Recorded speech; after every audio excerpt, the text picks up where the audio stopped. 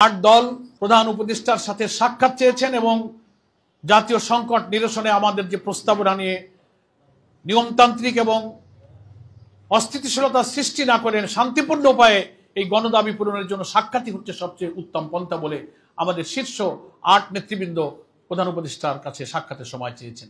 এবং বাংলাদেশের সংখ্যাগরিষ্ঠ জনগণের প্রতিনিধিত্বকারী এই ৮টি দলের শীর্ষ নেতার সাথে অবিলম্বে সাক্ষাতের সময় দিয়ে জাতির এই রাজনৈতিক সংকট নিরসনের একটি সুষ্ঠু শান্তিপূর্ণ সমাধানে পৌঁছাবার ব্যাপারে প্রধান উপদেষ্টা এগিয়ে আসবেন।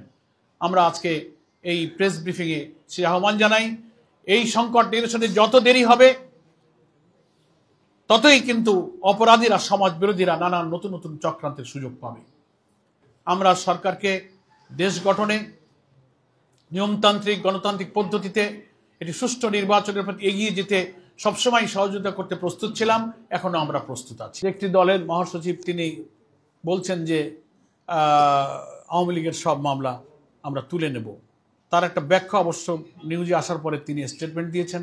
একজন জাতীয় নেতা যখন একটা খবর প্রচারের পর কোনো ব্যাখ্যা দেন, আমরা সেটাকে ইতিবাচকভাবেই দেখতে চাই। তবে খবরটা ভিডিও আমরাও দেখেছি, আপনারাও দেখেছেন, পুরো ভিডিও বক্তব্য কিন্তু এটা পরিষ্কার হয়েছে যে আওয়ামী লীগের সব মামলা আমরা তুলে নেব। এই সেন্টেন্সটা কোট আনকোট কিন্তু ভিডিওতে দেখা যাচ্ছে।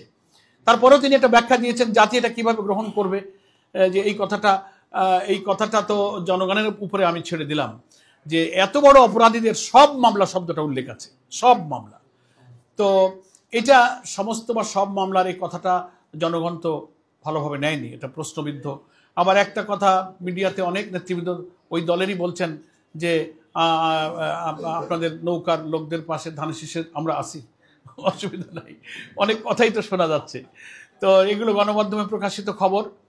আমরা মনে করি যে এগুলো ফ্যাসিবাদ বিরোধী আন্দোলনের যে চেতনা, সেই চেতনায় সেই মূল্যবোধে যারা দৃঢ় থাকবেন, শক্ত থাকবেন, কোনো রাজনৈতিক স্বার্থে কোনো কারণে আমরা এই জায়গা থেকে পিছপা হব না। আমাদের প্রত্যেকেরই দায়িত্ব এই জায়গাতে শক্ত থাকা।